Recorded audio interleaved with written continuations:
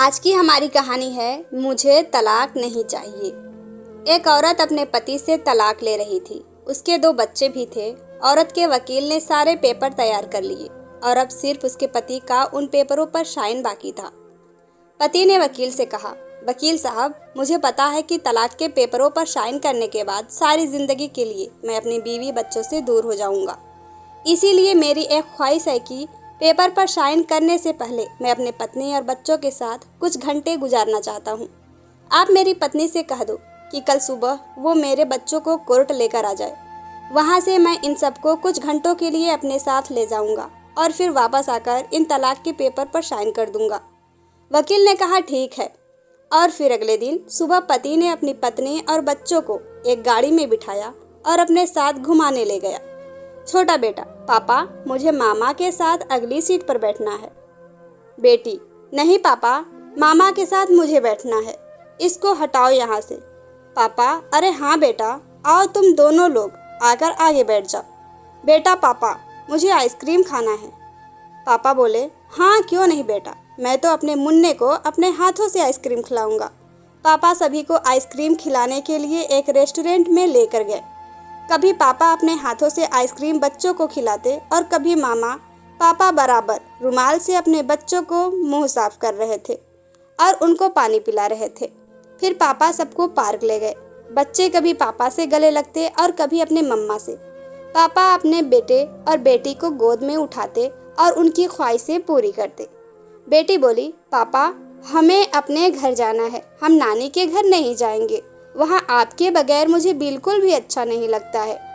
बेटा बोला, हाँ पापा, मुझे भी बिल्कुल नहीं अच्छा लगता है। दोनों बच्चे अपने घर जाने की जिद करने लगे। पापा बोले, हाँ बेटा, हम अपने घर जरूर चलेंगे। बेटा बोला, पापा, मुझे आपकी गाड़ी बहुत अच्छी लगती है, नाना की गाड़ी नहीं अच्छी लगती। मैं बड़े होकर आपकी तरह गाड़ी खरीदूंगा, ये बहुत तेज चलती है। पापा की आंखों से आंसू निकल आए। हाँ बेटा, ठीक है, पहले तुम जल्दी से बड़े हो जाओ।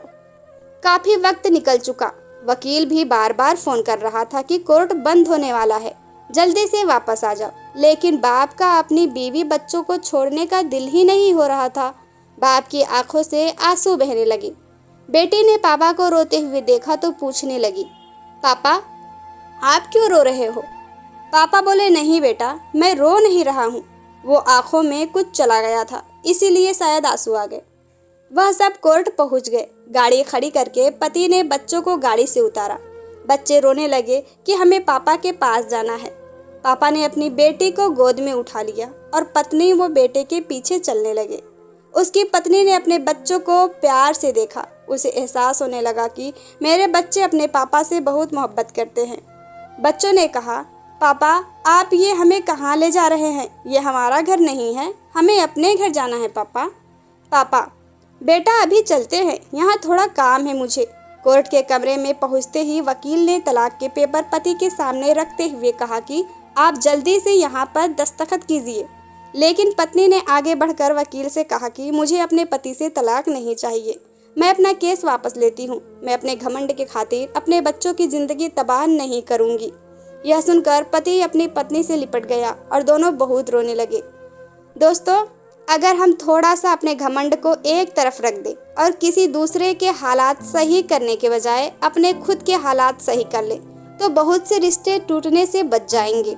उम्मीद है कि हमारी पोस्ट आपको पसंद आई होगी, इसलिए आपसे गुजारिश है कि अपना प्यारा सा कमेंट हमें ज़रूर लिखिएगा और वीडियोज़ को लाइक कर दीजिएगा और चैनल पे पहली बार आए हैं तो सब्सक्राइब कर लें। Thank you.